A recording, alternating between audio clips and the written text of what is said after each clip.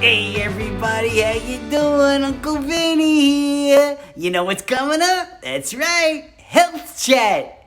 Grab a cup of coffee, sit back, relax, and enjoy the show. Hey everybody, I'm Dr. Nick Circolone. You're listening to Health Chat and watching Health Chat, of course. Hopefully you guys are having a great night. We are just hanging out, chilling, relaxing.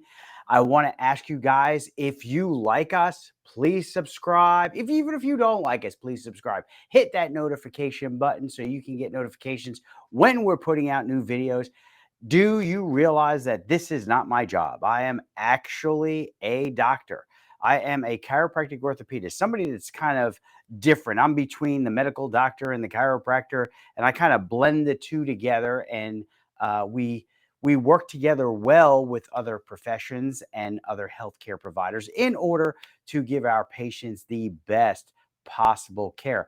But today, I wanted to bring you something that's a little bit different, a little take on decompression therapy. We're going to talk about it. And what decompression therapy is basically we're axially tractioning the spine. We're stretching it out. We're making it elongated, taking pressure off of the nerves. We're taking pressure off of the facets. And we'll go into that a little bit later. But my daughter is not with us today, as you can tell, but I do have my co-host here, Spalding. Spalding's going to be hanging out with us. He's going to help us demonstrate what decompression therapy actually does and the structures that it does protect. So, Spalding, say hello to everybody. Hello, everybody. So he wants to talk, but I'm not going to let him talk that much. What do you mean I'm not going to talk that much? Listen, it's my show. Don't worry about it. Just sit there, watch everybody, and don't say anything. I know what you guys are thinking. You think I'm crazy. Tom Hanks made millions of dollars talking to a volleyball called Wilson. So I have Spalding here with me, and we're going to hang out, relax, and we're going to get started on the show and showing you everything you need to know about decompression therapy. Are you ready to go, Spalding? Ready to go. Good, because I'm ready to go. Well, anyway, decompression therapy affects the spine by tractioning, making it elongated. And what it does, it affects the cervical spine and the lumbar spine. That's what it's designed to do, to take pressure off of these nerves so that the pressure comes off, the pain goes away. So, who gets decompression therapy? People that get decompression therapy are people that have radiation of pain. If they have pain, let's just start with the neck first. If they have pain in their neck, they have some shoulder pain, some elbow pain, some wrist pain. Decompression therapy works really, really well for this. The difference between decompression therapy and a regular therapy where we're actually turning and rotating the spine and opening up the joint that way. This is an axial traction. Now, if you've been watching YouTube, you've seen these guys using a Y strap, using towels. This is a hard adjustment. It's I don't think it's that good for the body. Does it help some people? Absolutely. But it's not specific enough. Where decompression therapy, we use a mechanical table in order to stretch that spine very gently.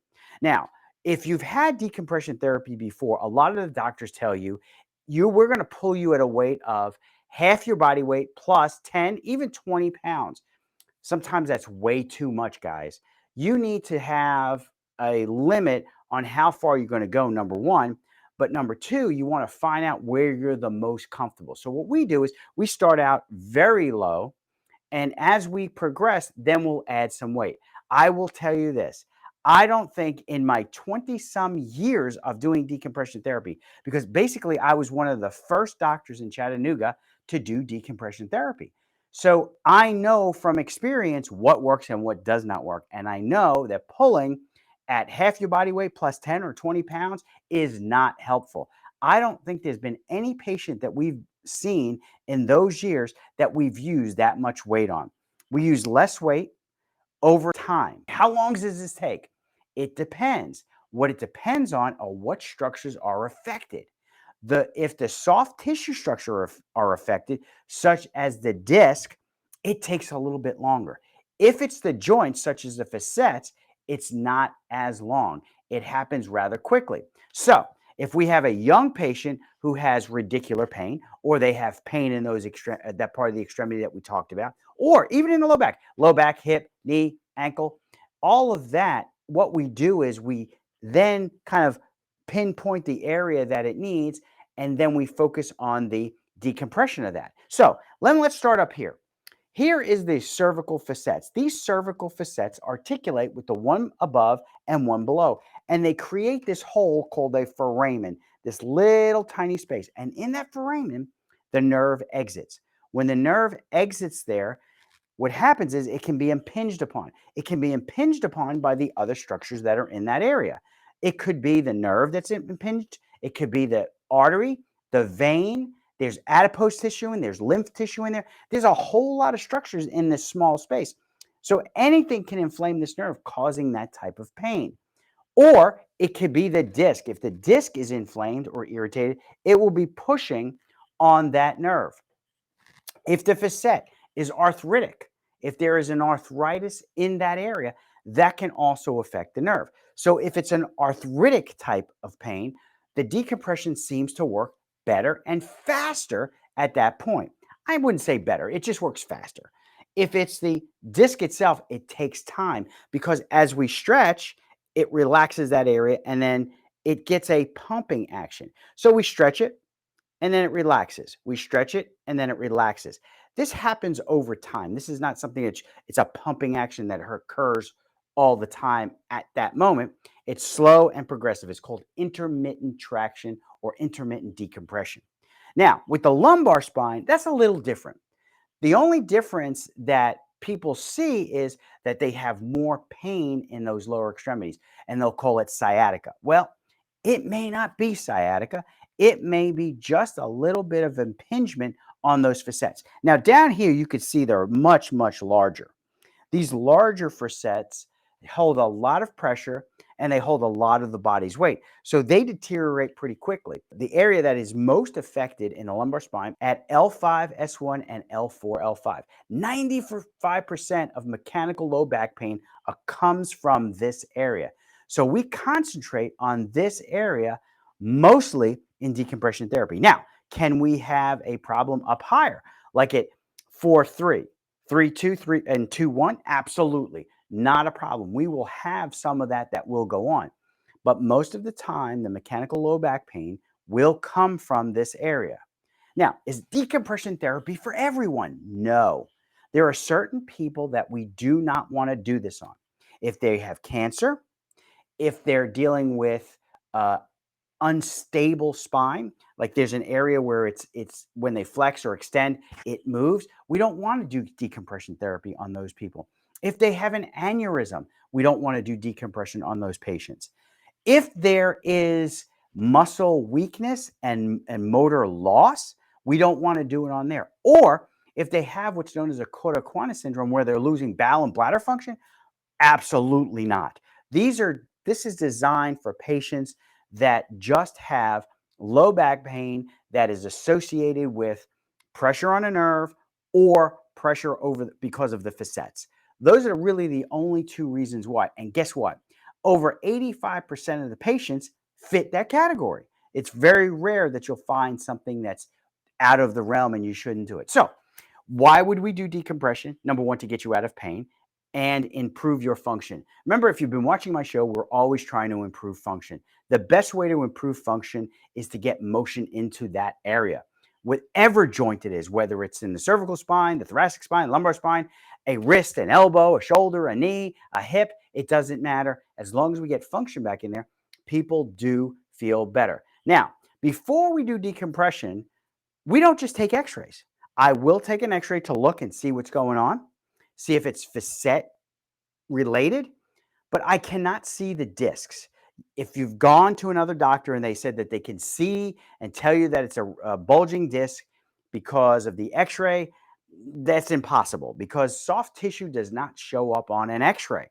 The only way to see soft tissue is with an MRI. Now, you can see it with the CAT scan with using contrasts. Sometimes you don't need the contrast, but it shows up better if you use a contrast. But the best way to evaluate the lumbar or cervical spine or any part of the spine any soft tissue is with an MRI. So we'll have an MRI before we start this. Now, there are patients that come into the office and we may do a little more extensive testing. We may not just do the x-ray, the MRI. We may end up using an EMG, which is an electromyography. And what we're doing is we're testing the nerve from point A to point B or point A to point B in the foot. And what that does is it gives us an idea. Is the compression of the nerve in the low back, or is it somewhere else, such as the shoulder or the elbow or the wrist? Now, if it's not in those areas, you'll most likely have it up in this area. If it is not a compressive force in that area, then you're a decompression candidate. So if you've been suffering from neck pain with radiation into the hands, or you're having numbness and tingling, or you have low back pain and you have pain that runs down to the knee or runs down to the foot, these are the patients that we want to see to do decompression therapy on, because you will respond much better than if we just put every patient on this table. And I will tell you this, a lot of places will put everybody on a decompression therapy table. I don't agree with that at all. If you need decompression therapy, we make sure that you get the decompression therapy. If you don't need the decompression therapy, what we do is we make sure that we can do other treatments and other therapies that are going to help you get out of pain. And a lot of times we don't necessarily need decompression therapy. So why should we have to charge our patients more money? Because I will tell you this, decompression therapy is not covered by insurance. It's one of those things that the insurance companies decided we're not going to cover that. And there's a lot of things that they don't cover now over and over and over again. But decompression therapy is one of them. So if you're looking to have decompression therapy, if you have cervical problems, if you have lumbar problems, and you want to seek and see if decompression therapy is right for you, you can always contact my office. It doesn't matter if you're in the area or not. We can always point you in the direction of a doctor that will look after you, treat you right, and not just take your money and try to help you out and make sure that you feel better. Well, guys, please subscribe to our channel. If you like us, share it. We really appreciate the time and the effort that you put into allowing us to come into your homes. We love you. God bless, and we'll see you next week.